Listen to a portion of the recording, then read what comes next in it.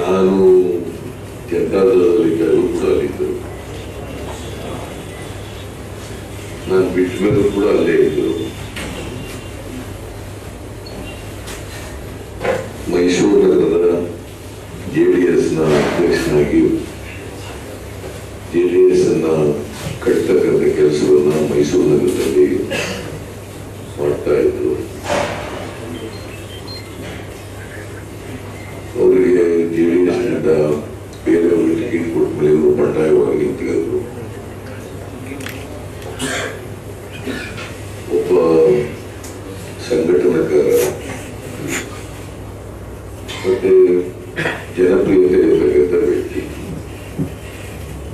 ಆ ಕಾರಣದಿಂದಲೇ ಪಕ್ಷೇತರನಾಗಿ ಸ್ಪರ್ಧೆ ಮಾಡಿದ್ರು ಕೂಡ ಕಳೆದ ವಿಧಾನಸಭಾ ಚುನಾವಣೆಯಲ್ಲಿ ಚಾಮರಾಜ ವಿಧಾನಸಭಾ ಕ್ಷೇತ್ರದಲ್ಲಿ 22,000 ಮತಗಳನ್ನ ಪಡೆದಿದ್ರು.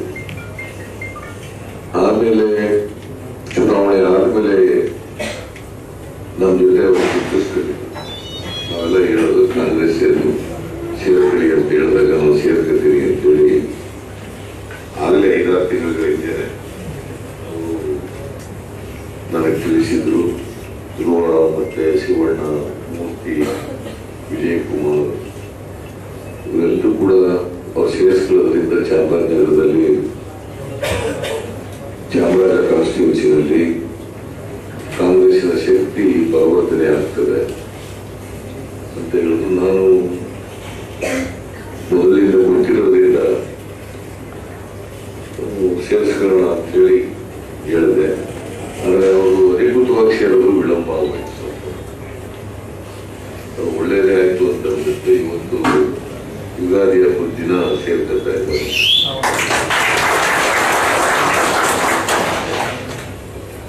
ಹೊಸ ವರ್ಷ ಪ್ರಾರಂಭ ಆದ ದಿನ ನಮಗೆ ಹಿಂದೂಗಳಿಗೆ ಅವತ್ತು ಹೊಸ ಅಧ್ಯಾಯ ರಾಜಕೀಯ ಜೀವನದಲ್ಲಿ ಪ್ರಾರಂಭ ಆಗ್ತಾ ಇತ್ತು. ಅವರಿಗೆ ರಾಜಕೀಯ ಜೀವನ ಉಜ್ವಲವಾಗಲಿ, ಅವರ ಭವಿಷ್ಯ ಒಳ್ಳೆಯದಾಗಲಿ ಅಂತೇಳಿ ಕಾಂಗ್ರೆಸ್ ಪಕ್ಷದ ಸಿದ್ಧಾಂತ, ಕಾರ್ಯಕ್ರಮಗಳು, ನಾಯಕತ್ವ, ರಾಹುಲ್ ಗಾಂಧಿ, ಸೋನಿಯಾ ಗಾಂಧಿ ಮತ್ತೆ ರಾಜ್ಯದ ನಾಯಕರು ಇವರೆಲ್ಲ ನಾಯಕತ್ವವನ್ನು ಒಪ್ಪಿಕೊಂಡು ಇವತ್ತು ಬೇಸರದಾಗಿ ಕಾಂಗ್ರೆಸ್ ಪಕ್ಷಕ್ಕೆ ಸೇರ್ತಾರೆ. ಅವರ ಜೊತೆಯಲ್ಲಿ ನಮ್ಮ ಜೊತೆ ಕೆಲಸ ಮಾಡ್ತಾ ಇದ್ರು ಮುರಳಿಗೇಗೌಡ ಅಂತೇಳಿ, ಆಮೇಲೆ ಶ್ರೀನಿವಾಸ್ ಅವರು ಹರೀಶ್ ಗೌಡನಿಗೆ ಸಂಬಂಧಿಕರು ಕೂಡ. ಮತ್ತೆ ನಮಗೆ ಎಲ್ಲಿ ಕಾಂಗ್ರೆಸ್ ವೀಕ್ ಇತ್ತು ಆ ಭಾಗದಿಂದ ಗೆದ್ದು ಬಂದಿರೋರು ಅವರು.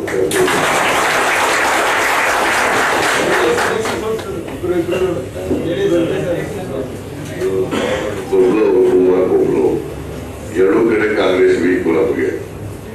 ಆ ಜಾಗದಲ್ಲಿ ಹರೀಶ್ ಗೌಡರು ಕನಗೌಡ ಗೊಬ್ಬರವ್ರೆ,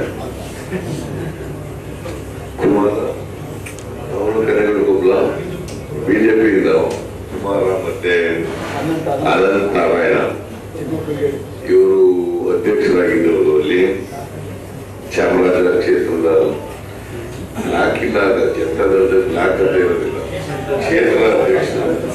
ನಮ್ಮಲ್ಲಿ ಕಾಂಗ್ರೆಸ್ ಮಾತ್ರ ಬ್ಲಾಕ್ ಗಳಿದ್ರು. ಅಲ್ಲಿ ಒಂದೊಂದು ಕ್ಷೇತ್ರಕ್ಕೆ ಒಬ್ಬೊಬ್ಬ ಅಧ್ಯಕ್ಷರು ಇರ್ತಾರೆ. ಸೊ ಹಂಗಾಗಿ ಚಾಮರಾಜ ಕ್ಷೇತ್ರದ ಅಧ್ಯಕ್ಷರು ಅನಂತ ನಾರಾಯಣ ಅವರು ಕೂಡ ಸೇರಿದ್ದಾರೆ, ಕುಮಾರ್ ಸೇರಿದ್ದಾರೆ. ಇವರೆಲ್ಲರೂ ಕೂಡ ನಾನು ಕಾಂಗ್ರೆಸ್ ಪಕ್ಷಕ್ಕೆ ಆರ್ಥಿಕವಾಗಿ ಸ್ವಾಗತ ಮಾಡ್ತಾ ಇದ್ದೇನೆ. ಈಗ ಚುನಾವಣೆ ಇದೆ, ಲೋಕಸಭಾ ಚುನಾವಣೆ ಇದೆ. ಈ ಒಂದು ಪ್ರತಿಷ್ಠಿತವಾದ ಚುನಾವಣೆ ಮೈಸೂರಿನಲ್ಲಿ ನಾವು ಕಾಂಗ್ರೆಸ್ ಮತ್ತು JDSನವರು ಹೊಂದಾಣಿಕೆ ಮಾಡಿಕೊಂಡು ಅಲ್ಲಿ ಕಾಂಗ್ರೆಸ್ನ ಅಭ್ಯರ್ಥಿಯನ್ನು ನಾವು ಮೈತ್ರಿ ಪಕ್ಷದ ಅಭ್ಯರ್ಥಿಯಾಗಿ ವಿಜಯಶಂಕರ್ ಅವರು.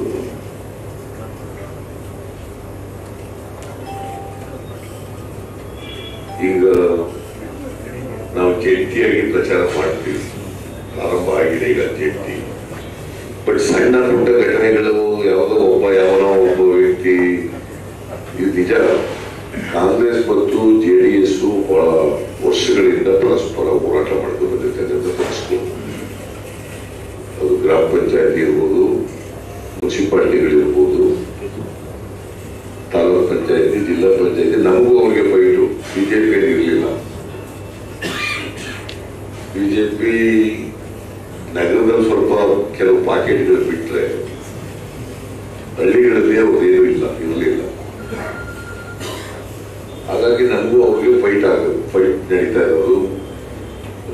ಗ್ರಾಮ ಪಂಚಾಯತಿ ಚುನಾವಣೆಯಲ್ಲಿ ಹೋರಾಟ ಮಾಡ್ಕೊಂಡು ಬಂದವ್ರೆ, ಮುನ್ಸಿಪಲ್ ಚುನಾವಣೆಗಳಲ್ಲಿ ಹೋರಾಟ ಮಾಡ್ಕೊಂಡು ಬಂದವ್ರೆ, ತಾಲೂಕು ಪಂಚಾಯತಿ, ಜಿಲ್ಲಾ ಪಂಚಾಯತಿ, ಕಾರ್ಪೊರೇಷನ್, ಹೀಗೆ ಪರಸ್ಪರ ಬಹಳ ವರ್ಷಗಳಿಂದ ಹೋರಾಟ ಮಾಡ್ಕೊಂಡು ಬಂದಿರ್ತಕ್ಕಂಥದ್ದು. ಹಾಗಾಗಿ ಕೆಲ ಹಂತದಲ್ಲಿ ಸಣ್ಣ ಪುಟ್ಟ ಕೆಲವು ಭಿನ್ನಾಭಿಪ್ರಾಯಗಳಿರ್ತವೆ. ಅವೇ ದೊಡ್ಡ ಸಮಸ್ಯೆಗಳೇನಲ್ಲ. ಯಾರೋ ಮಾತಾಡೋದೇನೆ JDS ಕಾರ್ಯಕರ್ತರ ಸಭೆಯಲ್ಲಿ ಯಾರೋ ಒಂದಿಬ್ಬರು ಇಲ್ಲ ನಾವು ಓಟ್ ಹಾಕಲ್ಲ ಕಾಂಗ್ರೆಸ್ಗೆ ಅಂತ ಅದೇ ಒಂದು ದೊಡ್ಡ ಸುದ್ದಿ ಆಗ್ಬಿಟ್ಟು ಇಡೀ ದಿನ ಅದೇ ಚರ್ಚೆ ಆಗುತ್ತೆ. ಇನ್ನೆಲ್ಲೋ ಕಾಂಗ್ರೆಸ್ ಸಭೆಯಲ್ಲಿ ಒಬ್ರು ಇಬ್ರು ಇಲ್ಲ ನಾವು ಜನತಾದಳಕ್ಕೆ ಓಟ್ ಹಾಕಲ್ಲ ಅಂತಂದ್ರೆ ಅದೇ ಒಂದು ದೊಡ್ಡ ಸುದ್ದಿ ಆಗುತ್ತೆ. ಅವರಿಬ್ಬರೇ ಪಾರ್ಟಿ ಅಲ್ಲ, ಸಾವಿರಾರು ಕಾರ್ಯಕರ್ತರು ಇದ್ದಾರೆ ಪಾರ್ಟಿನಲ್ಲಿ. ಯಾವನೋ ಒಬ್ರು ಇಬ್ರು, ಯಾವನೋ ಒಬ್ರು BJP ಬಂದ್ಬಿಟ್ಟಿರ್ತವೆ, ಅವು ಮೋದಿ ಅಂದ್ಬಿಟ್ಟಿರ್ತವೆ. ಅದೇ ಒಂದು ದೊಡ್ಡದೇ ಜನತಾದಳದ ಕಾರ್ಯಕರ್ತರ ಸಭೆಯಲ್ಲಿ ಮೋದಿ ಅಂದ್ಬಿಟ್ರು ಅಂತ. ಅಲ್ಲಿ ನಾನು ಹೇಳ್ತೇನೆ, ಮೈಸೂರಿನಲ್ಲಿ ಎಲ್ಲರೂ ಕೂಡ 99% ಒಂದಾಗಿ ಕೆಲಸ ಮಾಡ್ತಾರೆ. 99%. ನಗರ ಪಾಲಿಕೆಯಲ್ಲಿ ಎಲ್ಲ ಕಾರ್ಪೊರೇಟ್ಗಳು, JDS ಕಾರ್ಪೊರೇಟ್ಗಳು, ಕಾಂಗ್ರೆಸ್ ಕಾರ್ಪೊರೇಟ್ಗಳು ಒಂದಾಗಿ ಕೆಲಸ ಮಾಡ್ತಾ ಇದ್ದಾರೆ. ತಾಲೂಕು ಪಂಚಾಯತಿ, ಜಿಲ್ಲಾ ಪಂಚಾಯತಿಗಳಲ್ಲಿ ಒಂದಾಗಿ ಕೆಲಸ ಮಾಡ್ತಾ ಇದ್ದಾರೆ. ಯಾರೋ ಒಬ್ರು ಇಬ್ರು ಕಾರ್ಯಕರ್ತರು ಹೇಳಿರ್ಬೋದು, ಅವರ ಅಭಿಪ್ರಾಯ ವ್ಯಕ್ತ ಮಾಡಿರ್ಬೋದು. ಹಾಗಂತೇಳಿ ಅಲ್ಟಿಮೇಟ್ಲಿ ಪಾರ್ಟಿ ಏನ್ ತೀರ್ಮಾನ ತಗೊಂಡಿದ್ರೆ ಆ ತೀರ್ಮಾನದಂತೆ ನಡೀತದೆ. ಬಹಳ ಯಾರಾದ್ರೂ ಪಕ್ಷಕ್ಕೆ ವಿರುದ್ಧವಾಗಿ ಮಾಡ್ತೀವಿ ಅಂತಂದ್ರೆ ನೀವು ಹೋಗಪ್ಪ ಅಂತೀವಿ, ನಿಮ್ಗೆ ಇಷ್ಟ ಇದ್ರೆ ಹೋಗ ಯಾರಿಗೆ ಅಂತ ಹೇಳ್ಬೇಕಾಗುತ್ತೆ. ಅದೇ ಒಂದು ದೊಡ್ಡ ಸಮಸ್ಯೆ ಏನಲ್ಲ ನಮಗೆ. ಅದರಿಂದ ಅದು ಬಹಳ ದೊಡ್ಡದಾಗಿ ಅದಕ್ಕೆ ಪ್ರಚಾರ ಸಿಗ್ತಾ ಇದೆ. 99% Congress party workers, JDS Congress workers ಒಟ್ಟಾಗಿ ಕೆಲಸ ಮಾಡ್ತಾರೆ. ನಾನು ಮೈಸೂರಿನಲ್ಲಿ 40 ವರ್ಷದಿಂದ ರಾಜಕೀಯ ಮಾಡ್ಕೊಂಡು ಬಂದಿದ್ದೀನಿ. ಎಲ್ಲಾ ಪಾರ್ಟಿಯವರು ಗೊತ್ತಿದ್ದಾರೆ ನನಗೆ. BJP ಅವರು ಯಾರು, ಕಾಂಗ್ರೆಸ್ನವರು ಯಾರು, JDSನವರು ಯಾರು. ನನಗೆ ಎಲ್ಲ ಸಣ್ಣ ಕಾರ್ಯಕರ್ತರು, ದೊಡ್ಡ ಕಾರ್ಯಕರ್ತರವರೆಗೂ ಕೂಡ ಎಲ್ಲರೂ ಕೂಡ ಗೊತ್ತಿದ್ದಾರೆ. ಅದರಿಂದ ಸಣ್ಣ ಪುಟ್ಟವಾಗ್ತವೆ. ನಾನು ಈಗ ತಾನೇ ಜಿಟಿ ದೇವಿ ಕೂಡ ಫೋನ್ ಮಾಡಿದ್ದೇನೆ, ಏನಪ್ಪ ಗಲಾಟೆ ಅಂತ. ಇಲ್ಲ ಯಾರೋ ಒಂದಿಬ್ರು ಸರ್ ಮಾತಾಡಿದ್ರು, ಆಮೇಲೆ ನಾವು ಸಮಾಧಾನ ಮಾಡಿ ಎಲ್ಲ ಸರೋಯಿತು ಸರ್, ಎಲ್ಲ ಏನೂ ಇಲ್ಲ ಅಂತ ಹೇಳಿದ್ರು. ಸರಿ, ಇಂಥವೆಲ್ಲ ಆಗ್ತವೆ. ಬಟ್ ಮೈಸೂರಿನಲ್ಲಿ ಈ ಸಾರಿ BJPಯವರು ಇದರ ಲಾಭ ತಗೊಳಕ್ ನೋಡ್ತಾರೆ. ಅಲ್ಲಿ ಕಾಂಗ್ರೆಸ್ JDSನಲ್ಲಿ ಸಮನ್ವಯತೆ ಬಂದಿಲ್ಲ, ಅದರಿಂದ ನಮ್ಗೆ ಲಾಭ ಆಗ್ತದೆ. ಅವರಂತ ಮೂರ್ಖರು ಯಾರು ಇಲ್ಲ, ಅವ್ರಿಗೇನು ಲಾಭ ಆಗ್ತದೆ? ಏನು ಲಾಭ ಆಗೋದಿಲ್ಲ. ಈಗ ಪಿರಿಯಾಪಟ್ಟಣದಲ್ಲಿ ವೆಂಕಟೇಶ ಮಾದೇವ್ ಈಗ ಸಿಟ್ಟಿಂಗ್ MLA JDSನವರು, ನಮ್ಮ ವೆಂಕಟೇಶ್ ಮಾಜಿ ಮಂತ್ರಿ, ಅವರಿಬ್ಬರು ನಿನ್ನೆ ಪಿರಿಯಾಪಟ್ಟಣ ಮತ್ತೆ 16 ಪಂಚಾಯತಿಗಳಿಗೂ ಒಟ್ಟಿಗೆ ಹೋಗಿ ಕೆಲಸ ಮಾಡಿದ್ದಾರೆ.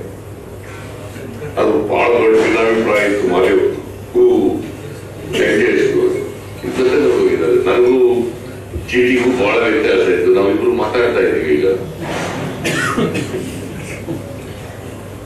ಇವು ಯಾರು ಕೆಲವರು ಈ ತರ ಇರ್ತವೆ. ಇದರಲ್ಲಿ ಸರ್ ರಮೇಶ್ ಅವರು ನಾಮಿನೇಷನ್ ಆಗಿ ಬಂದಿದ್ರು, ಮತ್ತೆ ಬೇರೆ ಸಂದರ್ಭದಲ್ಲೆಲ್ಲ ಬಂದಿದ್ರು, ಅವರೆಲ್ಲ ಮಾಡ್ತಾ ಇದ್ದಾರೆ. ನಾವು ಅದಕ್ಕೆ ಈಗ ಯಾರಾದ್ರೂ ನಮ್ಮ ಪಾರ್ಟಿನಲ್ಲಿ ಯಾರಾದ್ರೂ ಈ ಮೈತ್ರಿನ ಮಾನಸಿಕವಾಗಿ ಎಲ್ಲರೂ ಹೋಗ್ಬೇಕು ಕಾರ್ಯಕರ್ತರು.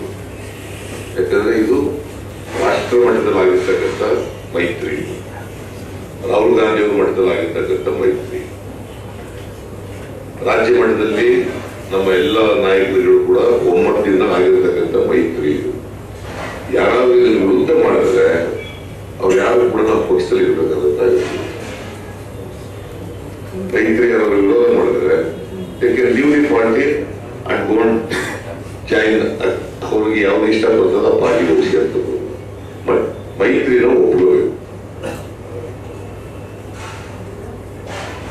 ರಾಹುಲ್ ಗಾಂಧಿ ಅವರಿಂದ ದೇವೇಗೌಡರಿಂದ ಆ ಮಟ್ಟದಿಂದ ಇಲ್ಲಿವರೆಗೂ ಆಗಿದ್ದಾರೆ, ರಾಜ್ಯ ಮಟ್ಟದವರೆಗೂ ಆಗಿದೆ. ಯಾರು ಅವ್ರಿಗೆ ಒಪ್ಪಿಗೆ ಇಲ್ಲ ಅಂತಂದ್ರೆ ಲೀವ್ ದಿ ಪಾರ್ಟಿ. ಇಲ್ಲಿ ನಾವು ಕೋಮುವಾದಿ ಬಿಜೆಪಿನ ಎದುರಿಸಬೇಕಾಗಿರ್ತಕ್ಕಂಥದ್ದು, ಅದನ್ನು ಸೋಲಿಸಬೇಕಾಗಿರ್ತಕ್ಕಂಥದ್ದು. ಇವತ್ತು ದೇಶದಲ್ಲಿ ಅವ್ರ ಮತ್ತೆ ಅಧಿಕಾರ ಬರಬಾರದು. ದೇಶ ಉಳಿಬೇಕು, ಸಂವಿಧಾನ ಉಳಿಬೇಕು, ಪ್ರಜಾತಂತ್ರ ಉಳಿಬೇಕು. ಅದಕ್ಕೋಸ್ಕರವಾಗಿ ಇವತ್ತು ನಮ್ಗೆ ಎಷ್ಟೇ ಭಿನ್ನಾಭಿಪ್ರಾಯಗಳಿದ್ರು ಕೂಡ ಅವರೆಲ್ಲ ಪರಿವರ್ತಿ ಇವತ್ತು ಒಂದಾಗಿದ್ದೀವಿ. ಇದು ಮುಖ್ಯನೇ ಹೊರತು ಅಲ್ಲಿ ಸ್ಥಳೀಯವಾಗಿ ನನಗೂ ಇವನಿಗೂ ಆಗಲ್ಲ, ಅವನಿಗೂ ನನಗೂ ಆಗಲ್ಲ, ಆ ಥರದವೆಲ್ಲ ಇರಲೇಬೇಕು.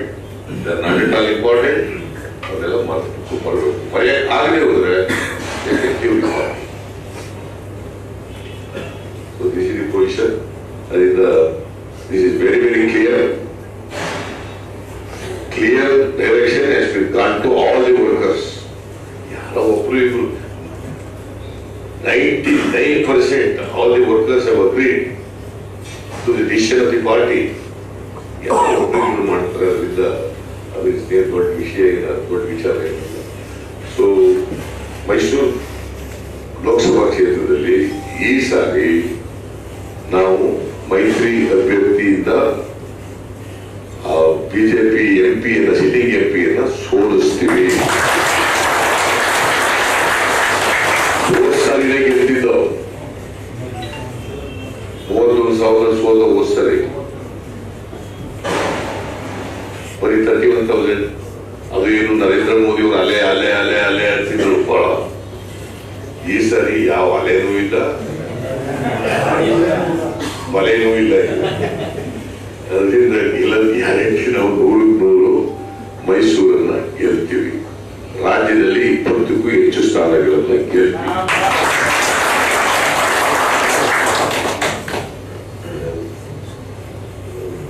APMC ಮೆಂಬರ್ ಮಹೇಶ್ ಅಂತ APMC ಮೆಂಬರ್ ಆಗಿದ್ದಾರೆ. ಇಲ್ಲವನು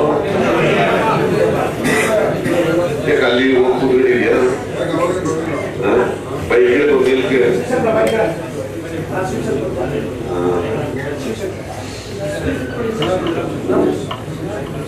APMC ಮೆಂಬರ್ ಇವನು, ಮೈಸೂರು ತಾಲೂಕು APMC. ಇವ್ರನ್ನ ಮಹೇಶ್, ಇವರು ಕೂಡ ಇವತ್ತು ನಮ್ಮ ಪಕ್ಷಕ್ಕೆ ಸೇರ್ಪಡೆಯಾಗಿದ್ದಾರೆ. ಇವರನ್ನ ಆರ್ಥಿಕವಾಗಿ ಸ್ವಾಗತ ಮಾಡಿ.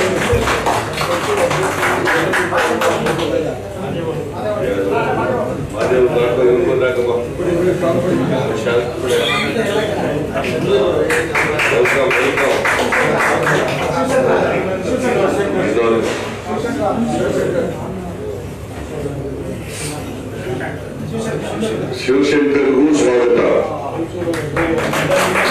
ಯಾರ್ಯಾರು ಹರೀಶ್ ಗೌಡನ ಜೊತೆ ಅವರ ಬೆಂಬಲಿಗರು, ಅವರ ಅಭಿಮಾನಿಗಳು, ಅವರ ಸ್ನೇಹಿತರು, ಅವರ ವಿಶ್ವಾಸಿಗಳು, ಅವ್ರು ಯಾರ್ಯಾರು ಸೇರ್ತಾ ಇದ್ದಾರೆ, ಇಲ್ಲಿ ಬಂದಿರೋರು, ಮೈಸೂರು ನಗರದವರು ಎಲ್ಲರಿಗೂ ಸ್ವಾಗತ.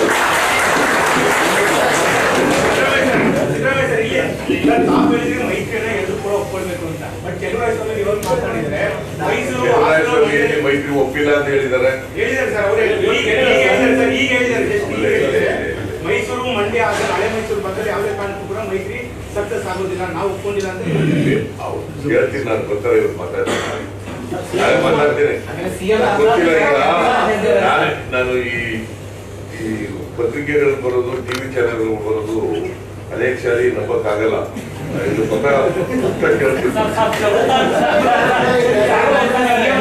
ಹೇಳ್ರಿ. ಮಂಡ್ಯ ಕ್ಷೇತ್ರ ವಿಚಾರದಲ್ಲಿ ಸಿಎಂ ಕುಮಾರಸ್ವಾಮಿ ಸರಿಯಾಗಿ ಮೈತ್ರಿ ಧರ್ಮ ಪಾಲಿಸಿಲ್ಲ ಅಂತಕ್ಕಂಥ ಮಾತ್ರ ಕೆಲವು ಕಾರ್ಯಕರ್ತರು ಇನ್ನು ಕೆಳಗಡೆ ಆ ಕಡೆನೂ ಇದ್ದಾರೆ, ಈ ಕಡೆನೂ ಇದ್ದಾರೆ.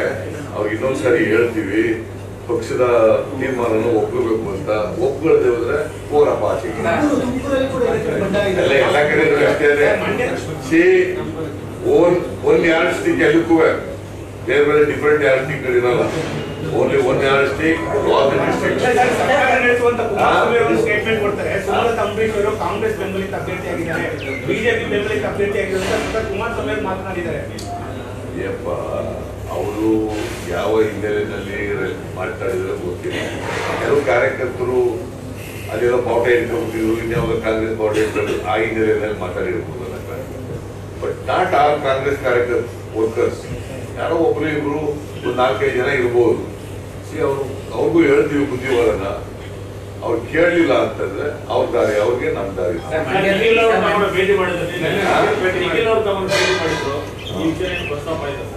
ಏನು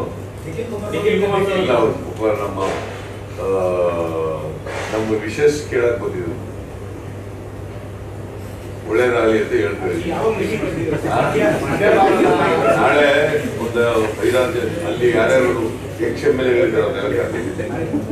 ನಾಳೆ ಸಭೆ ಇದೆ. 10ನೇ ತಾರೀಕು ಸಿದ್ದರಾಮಯ್ಯ ಸಾಹೇಬರು ದೇವೇಗೌಡರೆಲ್ಲ ಹೋಗ್ತಾ ಇದ್ದಾರೆ. 12ನೇ ತಾರೀಕು 12ಕ್ಕೆ ಸಭೆ, ಮಂಡ್ಯದಲ್ಲಿ 2 ಸಭೆ, 10ನೇ ತಾರೀಕು ತುಮಕೂರಿನಲ್ಲಿ, 11ನೇ ತಾರೀಕು ಹಾಸನದಲ್ಲಿ ನಾನು ದೇವೇಗೌಡರು ಒಟ್ಟಿಗೆ ಹೋಗ್ತಾ ಇದ್ದೀವಿ. ಆಮೇಲೆ ಬೆಂಗಳೂರು ಸಿಟಿನಲ್ಲಿ ಇನ್ನೂ ಒಂದು ನಾನು ದೇವೇಗೌಡರು ಒಟ್ಟಿಗೆ ಇದೆ. ಎಲ್ಲಾ ನಾಯಕರು ನಿಮ್ ಜೊತೆಗೆ ಇರಬೇಕು ಅಂತ ಸೂಚನೆ ಕೊಡ್ತಾ ಇದ್ದಾರೆ ಸರ್. ನೀವು ಮಂಡ್ಯಕ್ಕೆ ಹೋದಂತ ಸಂದರ್ಭದಲ್ಲಿ ಎಲ್ಲಾ ನಾಯಕರು ನಿಮ್ ಜೊತೆಗೆ ಇರಬೇಕು ಅಂತ ಸೂಚನೆ ಕೊಡ್ತಾರೆ. ಎಲ್ಲ ಕಾಂಗ್ರೆಸ್ನವರೆಲ್ಲ ಇರ್ತಾರೆ ಸರ್. ಅವ್ರ ನಿರೀಕ್ಷೆ ಏನಂದ್ರೆ ಸರ್, ಕಾಂಗ್ರೆಸ್ನವರೆಲ್ಲ ಇರ್ತಾರೆ. ಚಲುವರಾಯಸ್ವಾಮಿ ಮಂಡಿಸಿದ್ದೇವರಿಗೆ ಖುದ್ದು ಸಿಎಂ ಕರಿಬೇಕಂತ ಪ್ರಚಾರಕ್ಕೆ ನೀವೇನಾದ್ರೂ ಸಿಎಂ ಹೇಳ್ತೀರಾ? ಅವ್ರನ್ನ ಕರೀರಿ ಅಂತ ಚಲುವರಾಯಸ್ವಾಮಿ ಅವರು ಈಗ ಮಾತಾಡ್ತಿದ್ದೆ, ಸಿಎಂ ಕರೆದಿಲ್ಲ.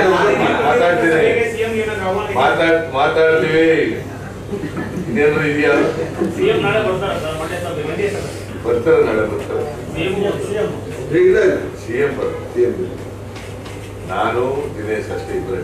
ಅಲ್ಲ, ಮೈಸೂರಲ್ಲಿ ಸ್ಟ್ರಾಂಗ್ ಆಗ್ತಾ ಇದೆ ಸರ್ ಮೈತ್ರಿ, ಆದ್ರೆ ಮಂಡ್ಯದಲ್ಲಿ ಯಾಕೋ ವೀಕ್ ಆಗ್ತಾ ಇದೆ ಅಂತ ನಿಮ್ಮ ಅಭಿಪ್ರಾಯ?